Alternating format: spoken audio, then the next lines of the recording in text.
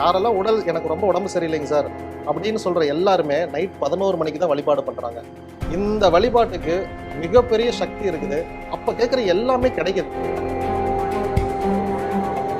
அண்ணாமலையாருக்கே அது பிடிச்சங்காட்டி தான் நெய் தீபத்துல ஏத்துறாங்க. ரெண்டாவது, இந்த தீபம்ங்கிறது ஒருத்தங்க வாழ்க்கையில ஒளி ஏற்றக்கூடியதா இருக்கு. ஏன்னா வெளிச்சம் எங்க இருக்குதோ அங்க இருளுக்கு வேலையே இல்லை.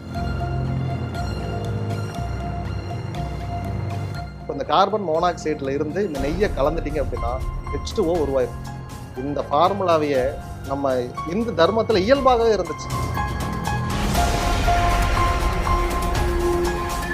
Light is a shadow of God அப்படிமா. அவனுடைய இருளே இவ்வளவு வெளிச்சமா இருக்கு. அப்ப அது எந்த அளவுக்கு அவன் வெளிச்சமா இருப்பான்னு நீங்க இமேஜின் பண்ணுங்க.